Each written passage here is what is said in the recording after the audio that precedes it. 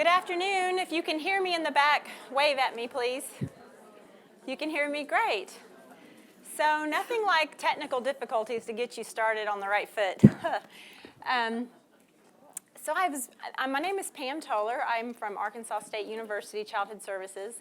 I was trying to figure out why I was so nervous today, because I stand up in front of people a lot, and I figured it out that when I get in front of people and I'm kind of nervous, I can always make myself get over that by telling myself, well, you know, I don't know everything, but I'm pretty sure I know more about early childhood education and Imagination Library than anybody else in the room does. But today, not only is that not true, I see a lot of Arkansas faces, so they can go home and rat me out if I mess up today. So I'm trying not to be nervous, but I'm a little nervous. So you're here about, about brain development. In preparing today's presentation, I kept getting confused about what I wanted to present because I wear several different hats. So my job with A-State, they give me my paycheck, I work with licensed child care providers. So daycares, preschools, home programs, and my job is to help them provide quality early childhood experiences for children birth to 5.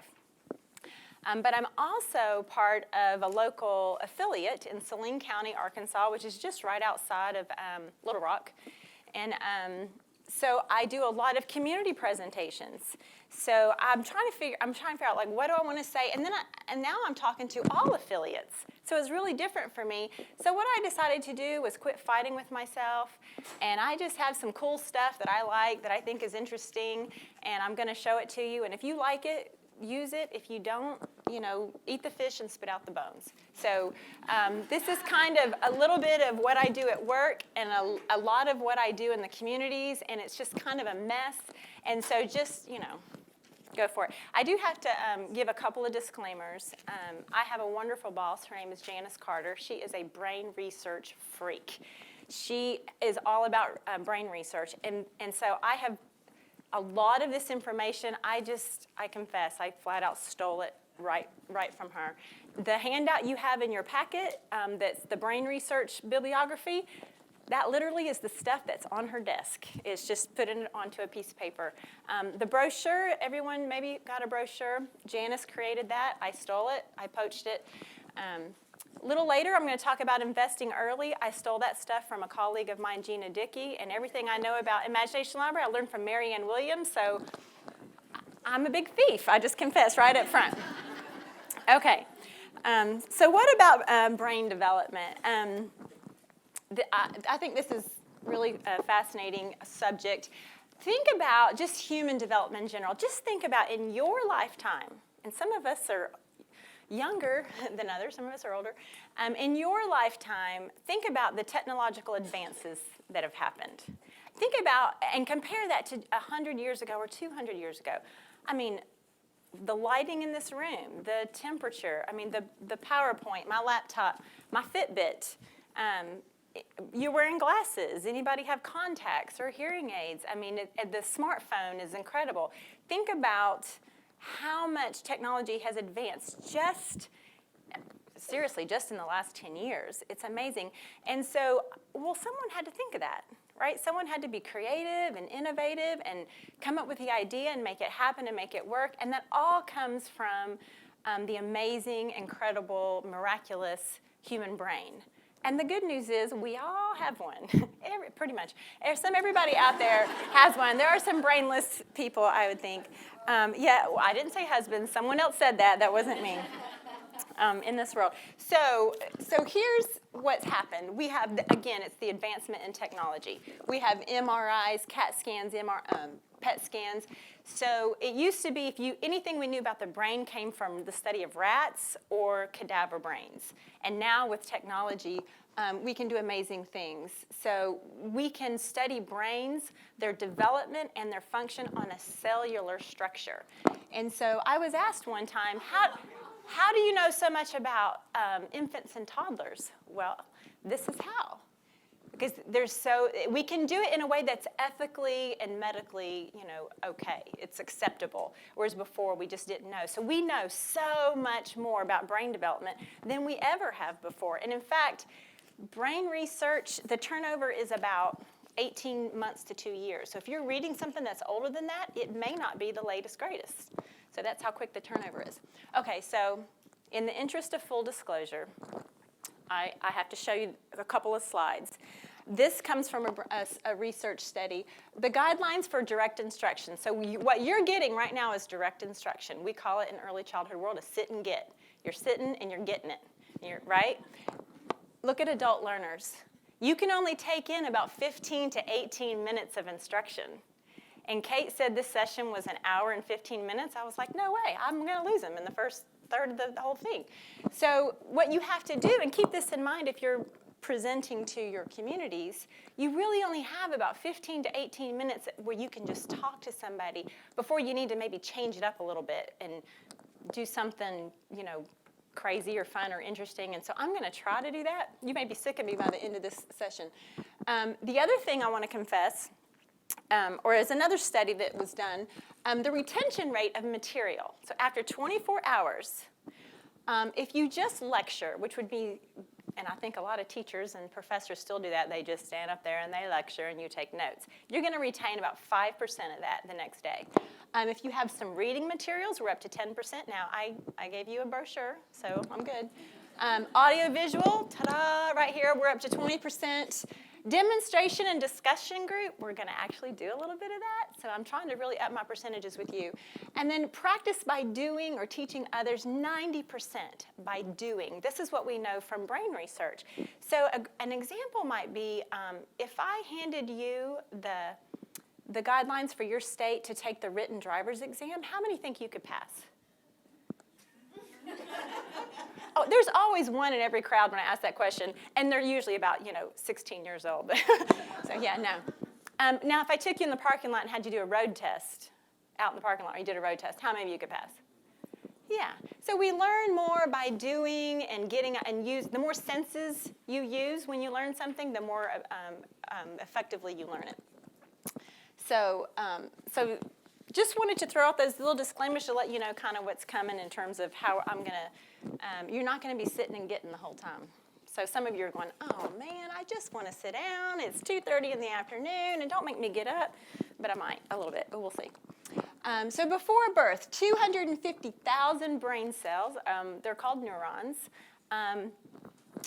develop every single minute before birth. And you can kind of see it's not the greatest slide, but you can kind of see through time how it develops. And so by, this is part of the demonstration part. I have this brain right here.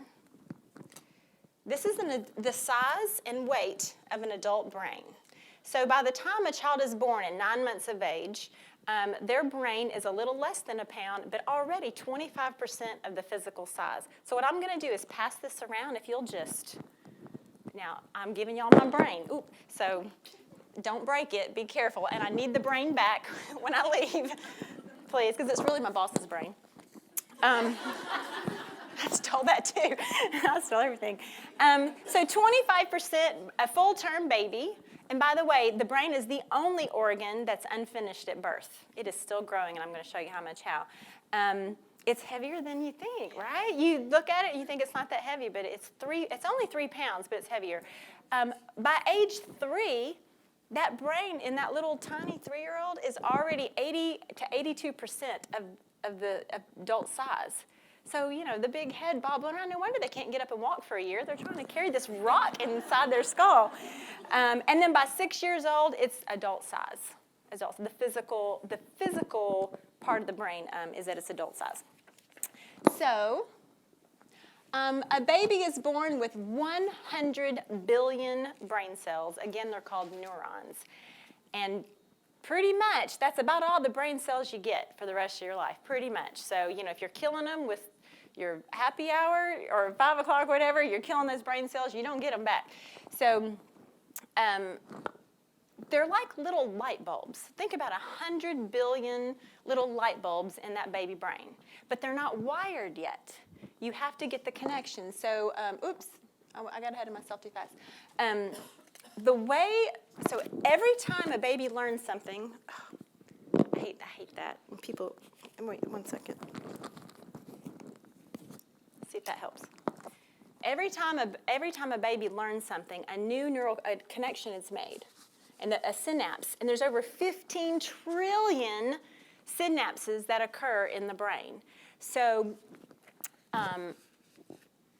700, and this was in some of your other information I saw earlier this morning, 700 new neural connections happen every second in those first few years of life. 700 per second. So that brain is going like crazy. So this is the human brain at birth. You can kind of start to see that neural webbing forming. And this is the human brain at the 4th birthday. So what you're looking at is brain architecture. It is all of those connections being made. And one neuron might connect to up to 15,000 other neurons. So you're creating this circuitry, this wiring, this neural webbing. Now, here's what's really interesting to me in my work with ASU, and it should be for you for Imagination Library. The physicality of the brain, that's genetic, that's going to happen. But whether those connections that happen, the way they're formed is through experiences. Only through experiences. So this architecture, this foundation, this neural webbing that's being formed in a child's brain is completely dependent upon that child's early experiences, good or bad. Because what happens is when a connection is made and it's repeated, that experience is repeated, it's sort of like just making it thicker and thicker and heavier until it's a permanent connection. And that's great when you're talking about the baby's fed and the baby's changed and the baby's kissed on and loved on and talked to and read to. Not so good when the baby's abused and neglected and left to cry it out and no one came and did what, yelled or whatever is going on in that baby's environment. So those neural pathways, positive or negative, are being formed. And remember, 700 per second and up to trillions of connections that are being formed. So this is my favorite slide in the whole wide world. Everywhere I go, I make people look at this slide. This is from Harvard University, the Center for the Developing Child. And these peaks are showing you the peak of the architecture that is formed. So this pink, oh gosh, you can't see the pink box. Can you see it? Barely? Ooh. The first year of life, it might just be the projector. Oh, it is on your, yes, thank you very much. It's on your handout. You can see the pink box. This first year of life is in a pink box. So what happens is the brain starts, like I said, it starts forming in utero, and it grows and develops all the way until what age? Do you know? Anybody know? I heard 13 and 26. Actually, it's about 25 and even up to 30 years old. Okay, so the brainless people, and then we got the people whose brains aren't done till they're 30 versus the rest of us who were done at 13 or, no, 25. So this is just kind of an aside, but there's a thing called myelination, and it is like a fatty sheath that goes around the axon. It protects the neurons, and it's kind of is the connector between the neurons when there's the synapse. So there's a fatty material around it, and it's sort of like a superconductor. It makes things move quickly and efficiently between one part of the brain and the other. And the prefrontal cortex, which is this part right here, this is the part of your brain that does all the decision making, the critical thinking, the problem solving.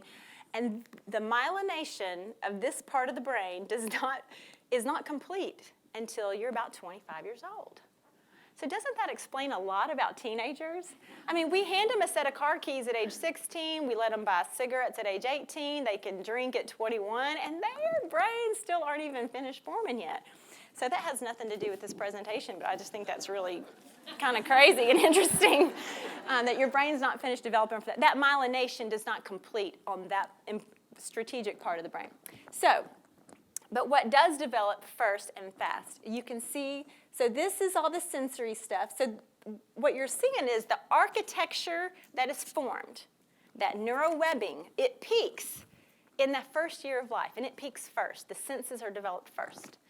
And look at language. In the first year, a baby has already coded their native language. If a baby doesn't hear sounds in language in the first 6 months of life, they won't be able to make those sounds. That's why you have, like Asian cultures typically don't pronounce the letter, I think it's L, or you have some African that have the clicks, in their language. If we don't hear those in the first 6 months of life, we don't code our language that way. And look at higher cognitive function. It peaks before the age of 5. So 85% of a child's personality, their social skills, and their intellect, the architecture for that is formed by age 5. Doesn't that scare you to death? I mean, that's crazy. I mean, it's so critical that children get what they need those first 5 years of life. Here's an analogy for you. Do you remember what it was like to have dial-up computer connection? Is anyone in here? And you don't, do you, Sarah? She does, okay. Okay, so think about dial-up. You could turn on your computer and try to get on the internet, and go cook dinner and come back and surf a page and go unload the dishwasher. It took forever. So what is it like what would it be like to download a YouTube video on a dial-up connection versus high-speed internet? Oh, it's so frustrating, right? You're just going, come on, and it buffer, and then it might even time out on you, and you got to start over, or it's right? It's just so frustrating. So think about children who enter the world of kindergarten, right? Their first experience with, formal school, usually. You can think of it as the child who did not get what he needed as that dial-up baby brain. And the child who did get what they need is that high-speed internet brain. And the kindergarten teacher, she's the YouTube video, and she's downloading information all day, every day. But if that architecture is not there to get it, it's not the teacher's fault, and it's not the child's fault, but it's just not happening. It's frustrating. It's buffering. It may disconnect. And you see that in kindergarten class, the kids who don't get it, versus the child who's, bring it on, right? They're ready. So that's why it's so important that children get what they need those first 5 years of life. So here's just another way to think about it. If a baby's body grew as fast as his brain, at 1 month of age, he would weigh, anybody know? I hear 30. Do I hear higher? I hear 100. Anybody want to go higher? So think about 1 month of age, his body would weigh 170 pounds. That's amazing. 1 month, that's how much the brain grows that first month, his body would be 170 pounds. Okay, so I'm going to change gears here a little bit. So what about investing early? So I want you to meet baby Grace. So now, do I have anybody in here that's not from the United States? Oh, wow, okay, more than I thought. Okay, so in the United States, I don't know how childcare happens across the world, but in the United States, and particularly in the state of Arkansas, I think it's pretty much the same. It's very typical for a child to go to childcare, daycare, as an infant and stay there until kindergarten. Would anyone disagree? Well, I have the mic, so even if you do, I can't hear you, so I'm going to keep on going. So let's just say Grace. She's a very typical child in the United States, for sure in the state of Arkansas. She gets dropped off at about 7:30 in the morning and gets picked up about 5:30 in the afternoon. And let's just say baby Grace is lucky enough to stay home the first 4 months of life. In Arkansas, it's pretty much 6 weeks those babies go into daycare. So let's just say she's lucky. She gets to stay home the first 4 months of life, and she's there from 7:30 till 5:30 until she goes to kindergarten. Let's take 2 weeks out of every year because she gets to go on vacation. Let's take out holidays. Let's take out days the daycare is closed for professional development or whatever. And let's subtract out a typical amount of sick days for baby Grace. So you got the picture? Okay. How many hours is baby Grace in childcare, in a childcare facility or program? Anybody want to guess? Where are my guessers? A lot, yeah, 1,000. 1,000,000. Not that many. It's 11,500 hours. And that's just a random number. But 11,500 hours is more hours than baby Grace will spend in kindergarten all the way through the end of 9th grade. So typical babies spend their 70% of the time that they're awake and ready to play, they're in childcare. Combine that with she's in childcare more hours than from kindergarten to the 9th grade, and combine that with, remember the brain development we just talked about? How 85% of her personality, her social skills, and her intellect are being formed in those first 5 years of life. So wow, when you put all that together, how critical is it that we get the whole childcare thing right? And that these people who are taking care of our babies are educated and caring and loving and know a little bit about child development and brain development. And a lot of my work with AESU is working directly with those providers so that they get it. They understand how critically important they are. The most important people on the planet, infant and toddler teachers. Probably the lowest paid people on the planet, infant and toddler teachers. Okay, so here's the part where you have to get up. But only a few of you. So let's see. Yeah, okay, order up. So anybody familiar with the game Price is Right? Do I have two people? I need one person from this side of the room, and I need one person from this side of the room. Do I have maybe two, just one each that would like to play? Oh, there's one. Come on down. And there's one, yay, come on down. Okay, we're gonna play. This isn't hard. Okay, so here's the next thing. So you guys just stand right here. And I do have, this is the United States of America, I do have a prize for everyone, whether you win or lose, just so you know. So now what I need 5 volunteers from each side. There's no skill involved. All you have to do is stand there and hold a card so you could be helpful and come up. Oh, look, now here all the hands go. But you don't have to feel stressed out because there's no skill involved. So you just walk up until I get 5 on each side. Okay. Did everybody run up here? 1, 2, 1, 2, 3. 3 on that side. 3 on that side. And 2 more from here and 2 more from here. Yeah, sit on the side you came from. There's 1 and 1. I just need 1 more. Oh, that side already got the volunteer first. Oh, you already have 5. No, 2 people are playing. Oh, no, 2 people are playing. These 2 ladies. So 1, 2, 3, 4. Oh, 5. Oh, maybe I did. Wait. 2, 3. No, we're good. 1, 2, 3, 4, 5. Yeah. Okay. Excellent. Okay. So what you're gonna do? You guys just go over there for a second. Like just move out of my way. Just get out of my way. Okay. So you guys, here's what we're gonna do. There's a set. So we're gonna order up. I'm gonna teach you some statistics. So you're gonna hold that.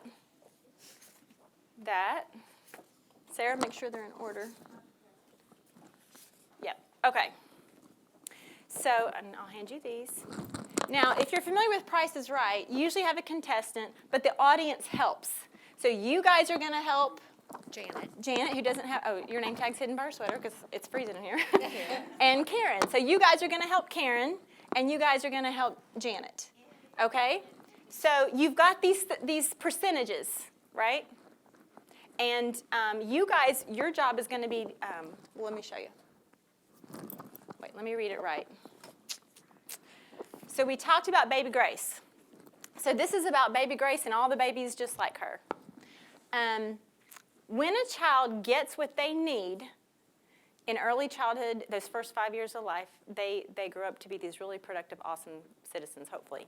If they don't get what they need, then there's lots and lots of research out there that tells us what happens. So what I did was I took all that research, because yes, I read all of it. No, I really didn't. But there's a lot of research out there, and I just I dumped it into this game because I know that you can only take in 5 to 8 chunks of information at a time in a 15 to 18 minute time period. So by playing a game, we're doing and demonstrating, you're going to remember more, because that's how clever I am. And it's way more fun than sitting there. Okay, so what we're going to do is there's going to be, for children who are vulnerable, right? These are high-risk, at-risk children who don't get what they need in those first 5 years of life. They are this much percentage more likely to become a teen parent. So Janet and Karen y'all have to decide which percentage is more likely to become a teen parent. So you have a symbol in your hand. We're going to do this all at once. You have a symbol in your hand. You're going to match it. So this side's going to match it to one of those percentages. What's the percentage that they're more likely to never attend college? They're more likely to drop out of school. They're more likely to be arrested for a violent crime. And they're more likely to be placed in special education. So you see the percentages, and yes, they go all the way up to 70%. So you get the game? Do you understand the game? So you're going to match up yours. You're going to match up yours. You guys help them. You guys help them. Go.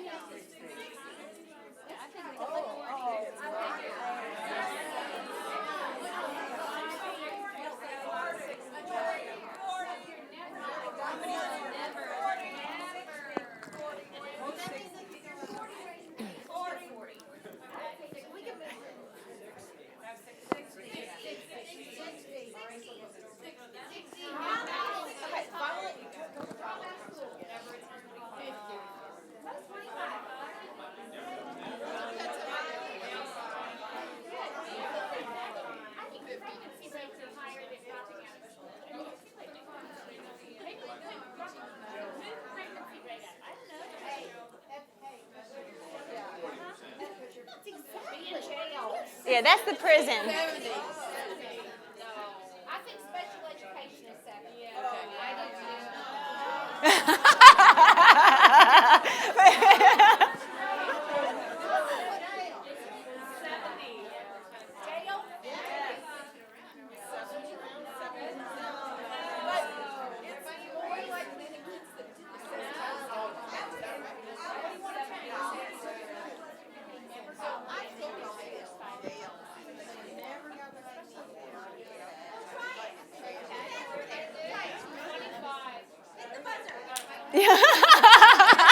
We need a buzzer.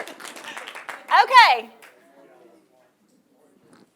So, we have some different answers. Oh, no, yeah. So on Price is Right, you always get a chance to, do you want to make any changes? Well, how many do we have right? Oh, I didn't plan the game out that well. I was just going to be done right here and keep going. I should tell you. Oh, you want to do that? Yeah. Okay, well, give me 1 second.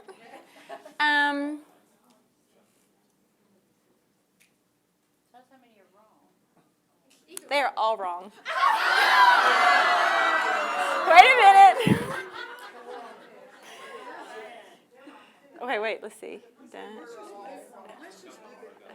Oh, y'all are cheating. Y'all are looking at my... Were you looking? These old people said they were... No, wait.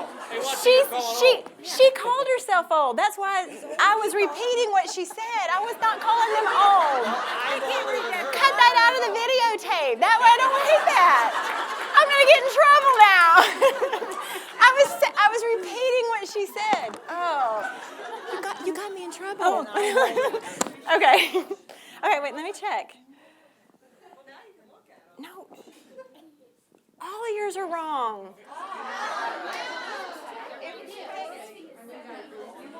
Yes, none of them are right. All of yours are wrong. We'll try one more time, and then I'll show you the real answers. It's up here. But no, more likely than children that are not. Oh, yes. Okay. So think about children who had those great early childhood experiences. compared to those that did not. They're children at risk. They're vulnerable. They're in poverty. They're not getting read to. They're hardly getting talked to. There's abuse, neglect. It could be any or all of that. And so these percentages are the percent more likely these non. So if I did not get what I need, according to you, I am 25% less likely to attend college. I am 40% likely to drop out of school. I am 50% more likely to get pregnant. I'm 60% more likely to be arrested for a violent crime. And I'm 70%, no, I'm not giving answers. I'm reading what they have. I'm 70% more likely to be put in special education. Does that make sense? That's what you're saying. This is what this group is saying. Were the instructions not clear? They're just all wrong, yeah. I've never done this game before, so it could be the... Just give thumbs up or thumbs down. Okay, one more try.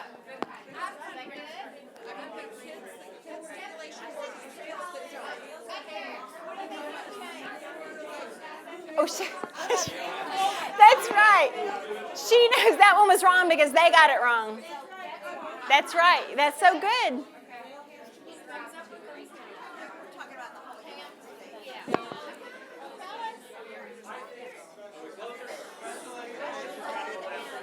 You got one right. Well, now, Price is Right. They don't tell you which one was right. I think we're all wrong. They're all wrong.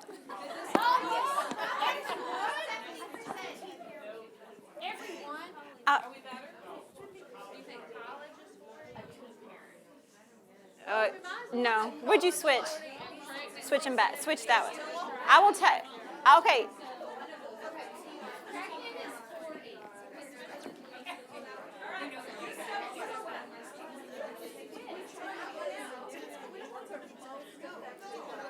Have I lost the crowd because you're not? Are you playing, or is everybody checking their text messages and email? I think let's get out of our misery. You can't hear me? Give you one answer to start with. Okay. Oh, there's the thing. Sorry. I have a special request to give you one correct answer.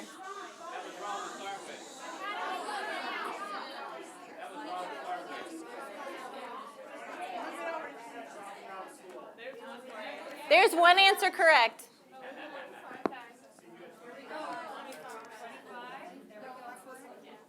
No.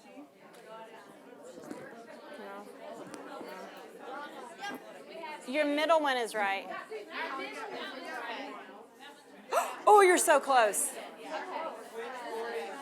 No, don't. No, 40's right. I already gave him that one. I cheated for the other one. Who said that? You better say that louder.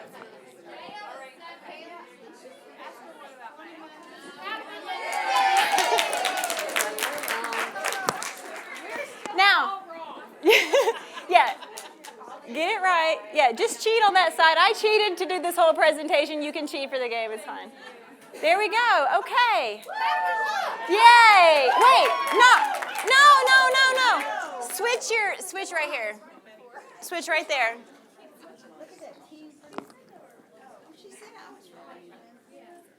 Okay. That was fun. Whoo-wee.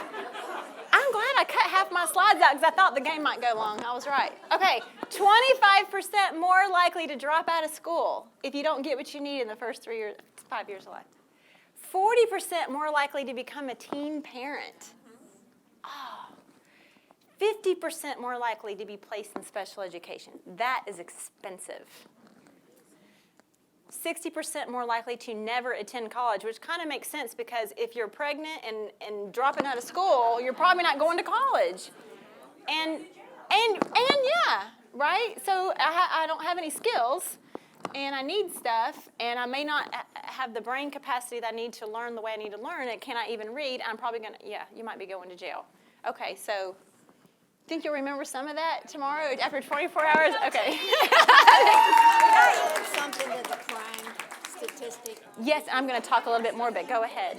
Well, I'll just tell you, in my local community, I was talking to Rotary, it costs over $15,000 to keep a prisoner in our Yes, okay, so I can't remember how much our books it's $25 a year per child is how much books cost. Okay, I'm going to bring that up in a minute. Help me remember. Okay, so here's another way to look at this information. So children who don't, if they get what they need, right? So just recapping, 50% less likely to need special education, right? So this is money we're saving in our communities, in our society. It's 40% less likely they'll have to be retained in grades.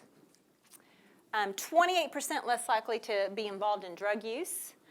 We already talked about 70% less likely to be involved in the criminal justice system. And she just said in your community, it's $15,000 per inmate per year. 15,000, 50 in our community. in her community. So, which is right. So when you're talking to your community, you need to know what your community numbers are. Right. And yours is 15, and yours might be 55,000, depending. For us, it's just going to be a county jail. We don't have a prison in our county. We have a county jail, so it really might be just $15,000 versus $25 a book. I mean, okay. A year. A year. Yeah, sorry. We talked about the teen pregnancy, 40% likely to get pregnant, but even of those who do, there's a 2-year delay for children who get more quality early child experiences. If you're going to become a parent, there's at least, on average, 2-year delay before you do. 2 years is a big deal in the life of a child. And you're less likely to be in the welfare system. Okay. Now, you get what you need. You're going to have a higher IQ. The IQ of a child can be influenced 25 points, plus or minus. Holy cow. 25 points. You're born with, there's a lot that goes into intelligence, nutrition and who your parents are and genetics and all that. But your early childhood experience when that brain is being wired cannot be discounted. 25 points is huge. 3 times more likely to graduate high school. Obviously, if you graduated, you're more likely to attend college. You're going to have a higher rate of employment. You're going to make a lot more money over the course of your lifetime. If you successfully completed your education, you're more likely to own a home. And, right, you're paying into the tax system instead of draining it. So when you take all the money that was saved on this child, combined with all what was produced from this child as an adult, and you put it all together, you get a return on your investment of $7 to $9. For every $1 invested in early childhood, you get a $7 to $9 return. Now, I looked it up. Or you can look at it this way. An annualized rate of return is 10%.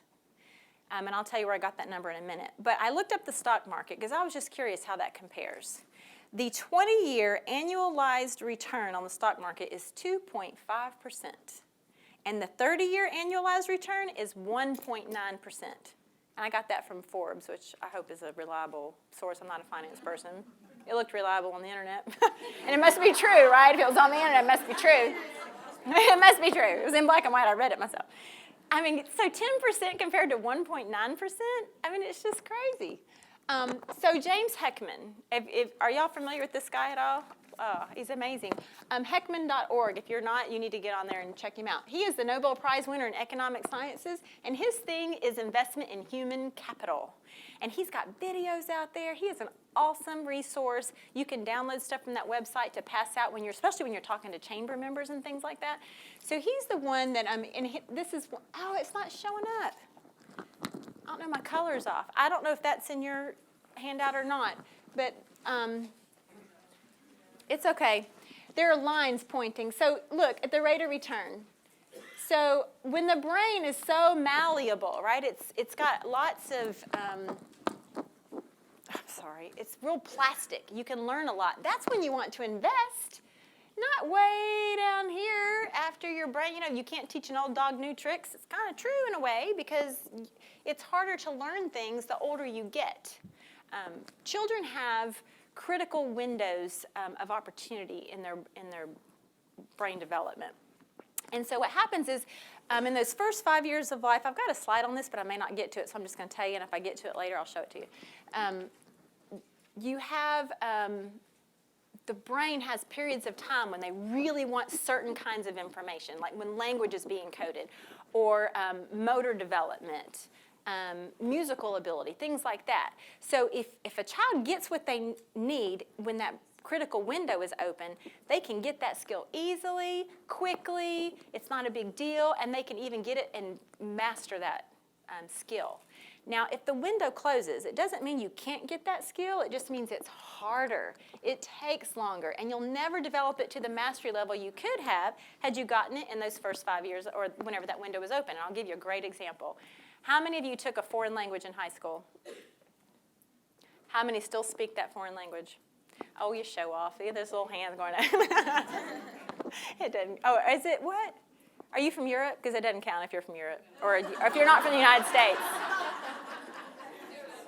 You heard that joke. If you can speak 3 languages, what are you called?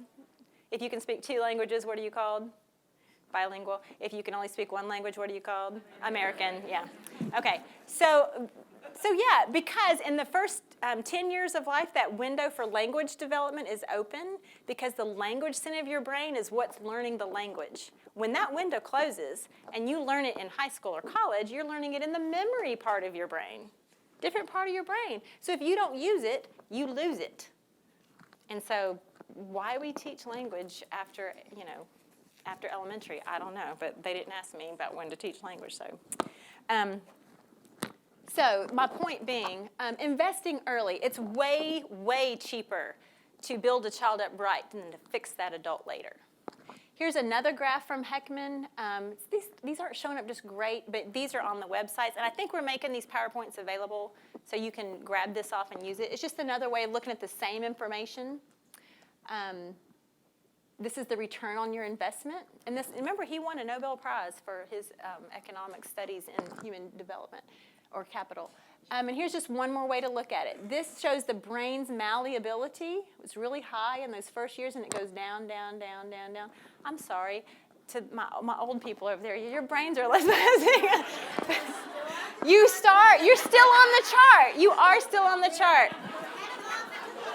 You're heading off to the east. But the fact that you're here doing this, I mean, they got something special going on, I'm saying, right? But look at how we spend our money, right? This is our investment. Although the infant toddler talk on the national stage is heating up, and it's very, very exciting to me. But that's new. That's really new. And so here's how we spend our money. Whoo! And you can see that trajectory. I mean, it makes no sense, the way we spend our money. So let me catch myself up on my notes here for a minute. Okay.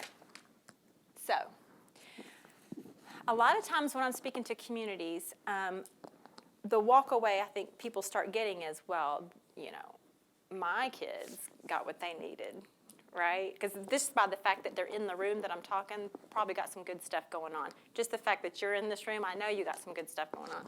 So why all children matter, and I'll show you this picture from Ready for Kindergarten. This is a kindergarten teacher, and she's in the boat with her little kindergartners, and all the children who are ready to learn because they got what they needed, she's trying to row them forward, but she's got all these children in the boat that didn't get what they needed, and they're not ready for kindergarten, and she's trying to bail them out.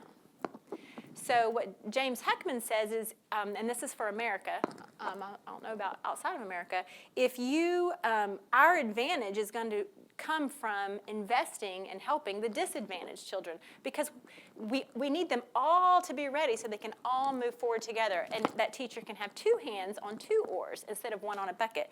So I was going to give you some stats. That achievement gap that happens when you're not ready for kindergarten, there's an achievement gap. It actually starts as early as 11 months old is when it starts showing up. Let's see. No, I'm sorry. It begins as early as 18 months old. At 2 years old, there's up to a 6-month achievement gap. By age 5, there can be a 2-year achievement gap. So if your beautiful child who you read to every day and did all the right things shows up to kindergarten with a child who potentially has a 2-year achievement gap, your child can't move forward as quickly because that teacher is taking care of the 2-year gap. And that child's never going to catch up. Well, I should say never. It's going to be really, really difficult for that child to catch up without special intervention. And there again, that's where it gets expensive. So it's really, really important. So what about Imagination Library? This is usually the part in my presentation when I'm talking to communities, and I don't do this exact presentation, but close enough, where people are ready to do something. Well, what can I do? And I give them lots and lots of ways, like I said in the other one. I can take your money lots and lots of ways. And this is the reason I love Imagination Library is because it's so simple. It is so inexpensive, and it has such a huge impact. I mean, I can't think of any other program that I'm involved with in my professional work that has the bang for the buck than Imagination Library does. It is because reading, apart from feeding and sheltering your child, I mean, pretty much reading out loud to them every day is one of the most powerful things you can do to get them ready for kindergarten and for later learning in life. So, is Jeff in the room? Because I stole all of the Rex Next slides from his article that he wrote.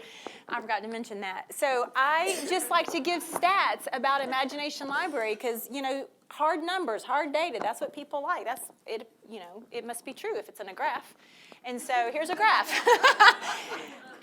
Jeff wrote, and now I hope you're familiar, he wrote an article called My Very Own Imagination Library. It is excellent. I read that and thought, why is this not in a packet for every person who even thinks about Imagination Library? It is so well written.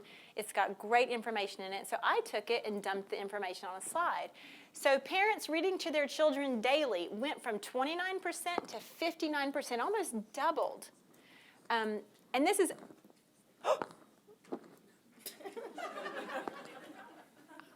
I'm not standing over here anymore. Okay. After children have been enrolled in Imagination Library for 4 months or more, after just 4 months, it almost doubles. Now, I'm not a literacy expert. There are what? Oh, it more than doubled. 29, 30, 30 to 60. I can't do the math. I didn't think that was doubling, but maybe it is. She's correcting my math over here, making me look bad. Okay, so 29% to 59%. Still a big deal, reading to your child every day. I know, she's rubbing it in now. Reading 3 times a week or more went from 59% to 85%. I love this one. Children being asked being read to increased to 90%. Will you read to me? Will you read to me? Time children spent alone with books. So these were children who were observed using books independently. Like maybe mom and dad's too busy or mom's too busy, but I'm using these books by myself, increased to 90%. Right? That's just amazing. Where's Marianne? Is she in here? Okay, so this is a little community in Arkansas called Des Arc. And I love using the slides too, and I stole this from Marianne. These are, we use a quals inventory. It's a kindergarten assessment. When children enter kindergarten in the state of Arkansas, they all have a little bit of testing done, which I'm not a big testing fan, but we do it. So these are the kindergarten scores for Des Arc Elementary School in 2005. So you can see and these are the domains that are tested. The red is not developed, the blue is developing, and the green is developed. Typically that means not developed. They're not seeing the skill much at all. If it's developing, they might see the skill sometimes, but maybe not consistently or maybe not throughout the day. And then develop means they're proficient at it. They demonstrate that skill throughout the day and consistently. So that's what that means. So that was in 2005. Let me get my information right. I told Marianne, don't correct me if I get it wrong, but I wrote it down. Okay. They started shipping books in 2005. So this would be the fall of the year they started shipping books. They were fully enrolled, about 80% are enrolled by 2009. Okay, so 2009, pretty much every kid in Des Arc is getting Imagination Library books and probably has gotten them or is getting them. So I'm going to show you the 2013 quals inventory scores. So that means, okay, do my math for me, 2009 to 2000, 4 years later. So pretty much every child coming into kindergarten has had a good, solid dose of Imagination Bricks. Now watch the red bars. Ta-da! They're gone. They're gone. That's amazing. Now, there's lots of investment going on in Des Arc. They have a pre-K program. There's Head Starts there. But Imagination Library started shipping books. This is what early investment does. These children hit the doors ready. One more slide for Des Arc. I just compared the developed. This is the developed in 2005, the dark green bar, and the developed in 2013. Look at that. Look at that. Look at math. That's what blew me away. Look at math, right? Because you're developing that architecture. Kids learning stuff. I mean, you're just getting that dense architecture of the brain going on to develop that cognitive ability. One more study. This was also from Jeff's article that I stole. This was a study done, it was a 20-year study, so for some people they need some longitudinal information for it to be legit. It was done in 27 different countries, so culture is not a factor, in 70,000 cases. And what they discovered was this. In homes that have many books, children average 3 more years of schooling than the children in homes without books. And you know what many books was? 20. As few as 20. And how many do we have? 60. Yeah. As few as 20 books was found to be statistically significant to produce those higher levels of education. And here's the icing on the cake. That was independent of the parents' education, their occupation, or their socioeconomic status. Now, in early childhood world, mother's education seems to be the factor that determines everything. How well educated the mom is determines a lot for that child, and this was independent of that. So that is really, really significant to me. It just tells you books in the home, books in the home, books in the home. It's a really powerful thing. Let's see. So the upshot, this is from the article too. Children develop a comfort level with books early and begin to view books and themselves differently. They begin to see themselves as readers. This is changing the culture in a family around reading. There's a culture of reading. Are we readers? Are we not readers? Do I see myself as a reader? Do I love books? This is, when you can change the culture of an organization or a family, that's a long-term, sustainable, significant change, and that just gives me goosebumps. Okay, I have a little video. Are we okay on time? We're good? Okay. This is, I read this book called Switch. Has anybody read that book, Switch? It's a great book. It talks about when you want to create change, you have to appeal to the rider, R-I-D-E-R, which is the intellect. You appeal to the elephant, which is the emotion of a situation, and you shape the path. And one thing I learned in that, that I took away from that book was you need, when you give presentations, I just gave you a whole bunch of hard facts and statistics. So I've talked to your writer. And so now I just want to talk to your elephant. Is my brain still making it around the room? As I just asked you, I want to talk to your elephant. I may not have my brain. Okay, good. I want to talk so this is a video. It's great to do the warm, fuzzy stuff too. But I just love this video.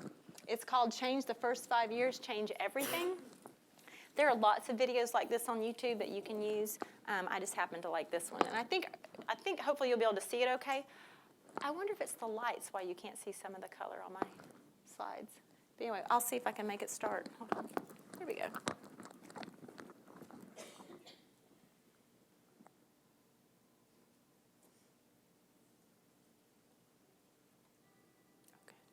Can you hear it?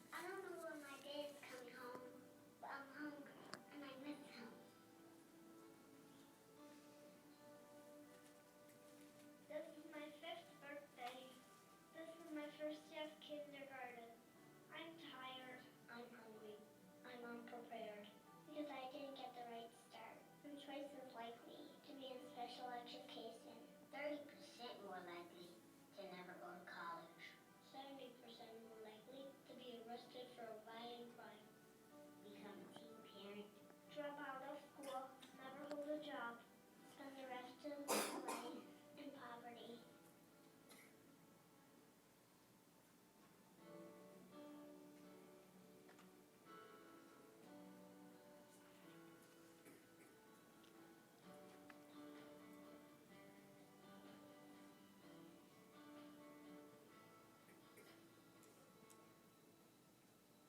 My mom plays with me all the time. She smiles a lot now, and she knows she's not alone anymore. Grandma, Tanya, and Kevin read me a story every night before I go to bed. I go to my school every day, where I get to run and play and see all my new friends.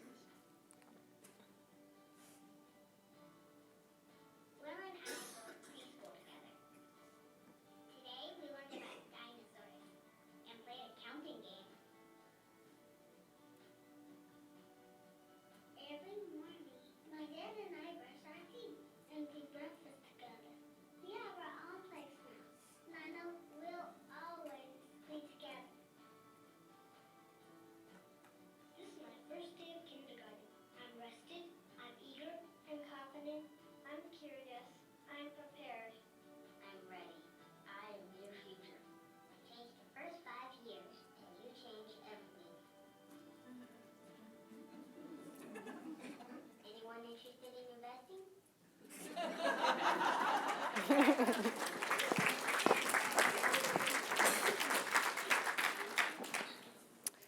Can I get the lights back up?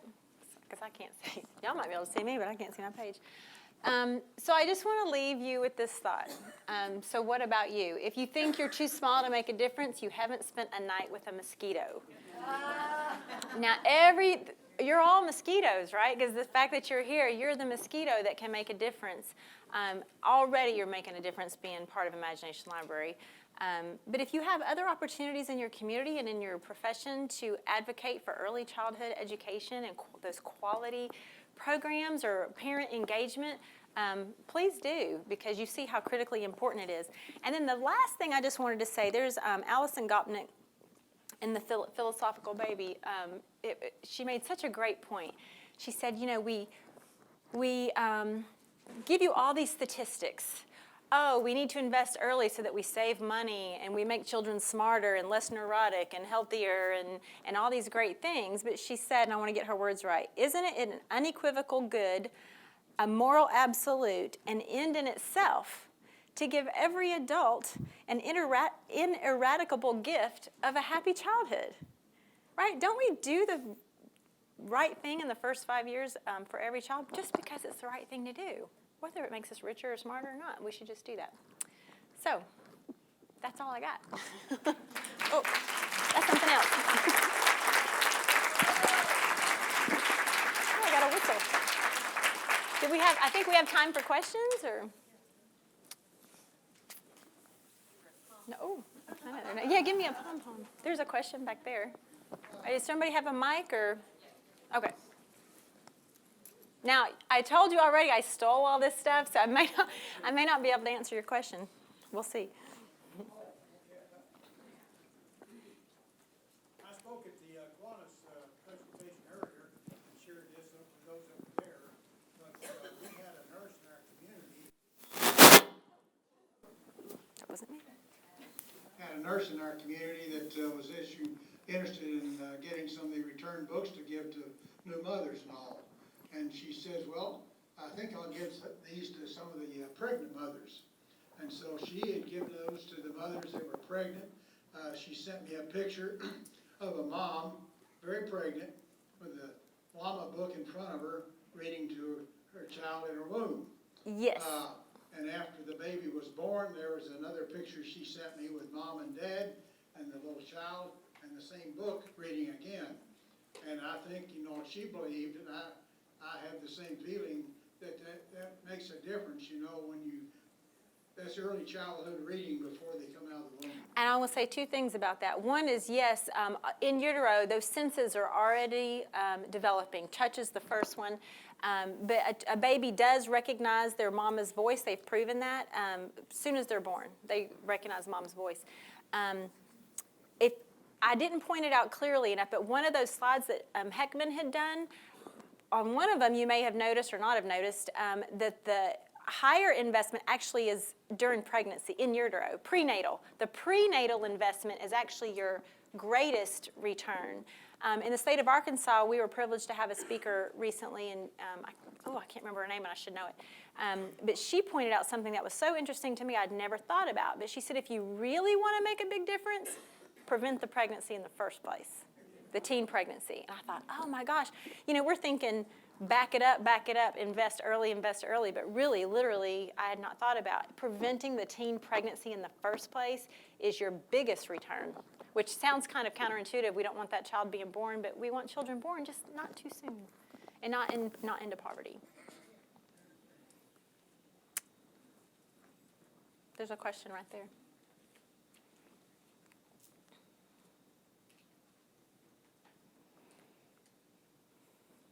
I had a quick question about the brochure. Uh-huh. I see the picture that's showing the neurons in the brain. So at age 14, I know the child hasn't stopped learning. So what happens? Oh, does it slow yes. down?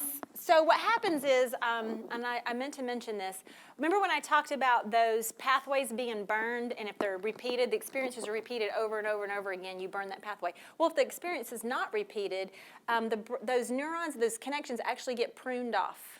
So if you have positive experiences that aren't repeated, you lose that ground you gained. But if you have negative ones that aren't repeated, you can actually kind of erase that experience too. So the brain prunes off what it doesn't need, what doesn't get used, and those neurons, they either those connections just get pruned away, or they get reassigned to other tasks where it's needed.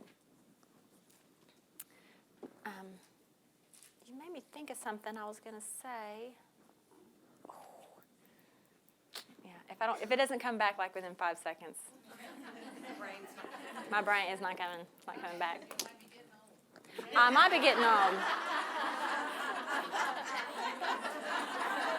Okay, I'm going to be 49 years old next month, so I'm not that far behind you. Oh, any other questions? I was going to tell y'all one more thing that I just thought of. Oh. Yes. That it was in the newspaper in Kentucky that only 50% of the children entering kindergarten were kindergarten ready, according to the Brigance testing that they had taken. So we only had 50% of the children in the whole state of Kentucky were. She said in the newspaper they had an article that only 50 or less than 50%, only 50% in the state of Kentucky were ready for kindergarten according to the Brigance. That doesn't surprise me at all. So.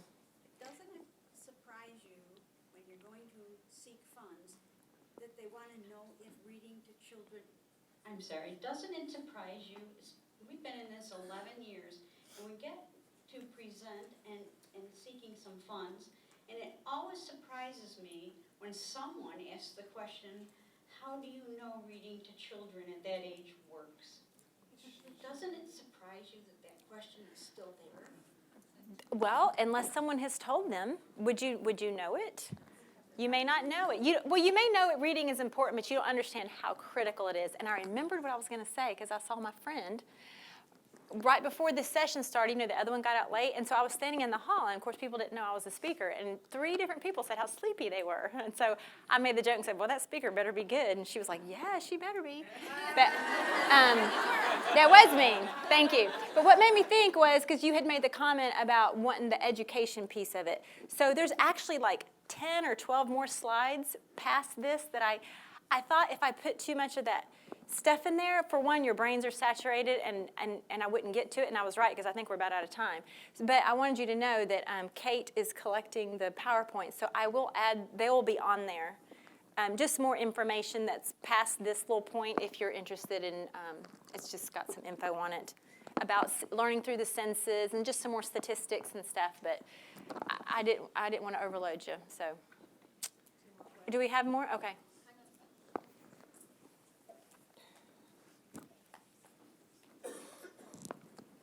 Hi, this is more of a statement than a question. Oh, good. I don't have to think. So I've often used when talking about the Imagination Library that when kids get regular lap time and not laptop time, they'll enter kindergarten with a 10,000 word vocabulary versus a 3,000 word vocabulary. So this is about leveling the playing field for all kids, and that seems to help, like, that makes sense to people. Yeah, I've got some, there's the windows of opportunity. I can show you. It'll be on there. Oh gosh, this is just like, yeah. There's a graphic from 0 to 3. There's the word gap. This slide is the Hart-Risley study that shows, based on education level, there's like a 30 million word gap of how many words children have heard by the time they enter kindergarten, but how many words they know. 1,100 words for economically advantaged children and only 500. And talking is free. It costs you nothing to talk to your child. And you have business talk, you know, it's time to go to bed. And then you have that great play talk, like, you know, reading to them, just talking to them about their day and that social conversation, information exchange. And that's where the good stuff is for grabbing that vocabulary. Because vocabulary, right, is one of the single most significant predictors of an adult vocabulary, and how big and the depth and breadth of your vocabulary kind of determines a whole bunch of stuff, like are you kindergarten ready? And whether or not you're kindergarten ready is that magic predictor of are you reading on grade level at the end of 3rd grade? And that's the all-be-all stat. Grade level reading predicts so much more of the child's future, but it all starts by talking to your child those first 18 months of their life. And I think I have another, and there's another one. I was just trying to show different infographics. I think infographics are like the bomb. Go to Pinterest and look at early childhood advocacy, and your mind will blow. So, but that's just another way to look at it. Was that, okay, sorry, I went off. Mine is just the Desark Desark. School District, the graphics that you showed. You were saying those were from Jeff Conyers? No, those weren't.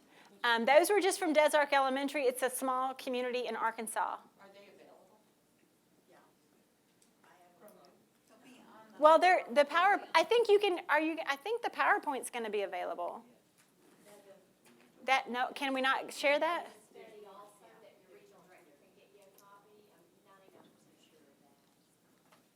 Okay. Yeah, I don't know that I have permission to be using any of this stuff, really. That's a detail I have not worked out or even thought about till just this second. So, yeah. Do what? Yeah, don't. If you use it, just. Except ASU Childhood Services is on every slide, so yikes! Like, just don't rat me out or don't let. I don't know. Oh, I don't know if we. We've got time for maybe 1 or 2 more questions.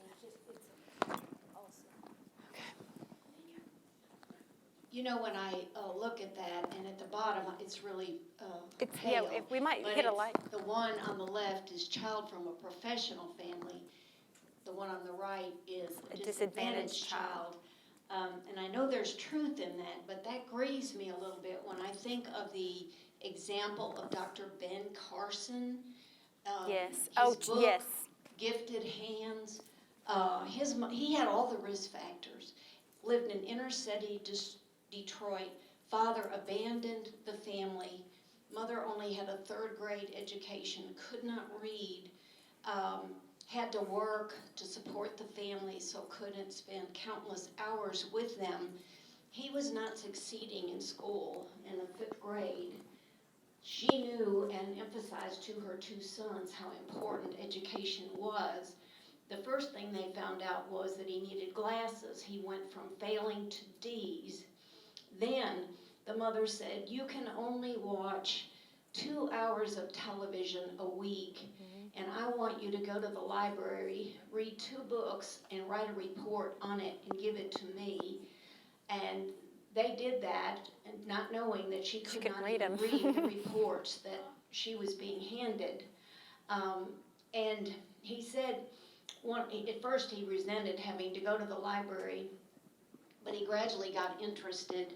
And one of the things he studied was rocks. And one day in a science class, his teacher held up a rock or a mineral and asked if anybody knew what it was. And he said, I don't know who was more shocked, me or the teacher, but I knew what it was, and he said so. And that was a turning point in his life, because that teacher then recognized his potential and began to encourage him. And of course the mother, again, all the risk factors, and yet this man, and I don't know all the statistics about his life, but he's a world famous neurosurgeon, the youngest. He's head running of for the president, right? Department of neurosurgery for some famous Eastern hospital. If you Johns Hopkins. Johns Hopkins, okay. If you have not read that book, we mustn't think the disadvantage isn't really even poverty. Do you understand what I'm saying? The disadvantage is the lack of that parental determination to hold up education to their children and to work with them. And the next big push is going to be parental engagement, I think. It seems getting those parents involved. And that's the other cool thing about Imagination Library. It goes straight to the home, where the state can't go in necessarily or might not go in. That's a huge thing, that it's an impact inside the home. Are we? Brilliant. Okay, well, I think we should give you a clap. Okay. Thank you. Thank you, Pam. You're welcome. Thanks. I have some friends out there in the hallway say they want your autograph. This was fun. I heard cheering coming up from the hallway too. Thank Enjoy you. your Thank break. you for my We're going to brain. meet back in the general session room where we began today at 4 o'clock. And we want everyone in that room to start. You're going to get some sneak previews. Oh, of what's thank you, happening thank you, for the thank you, next thank you, hour. thank you. Thanks everyone. Enjoy your break.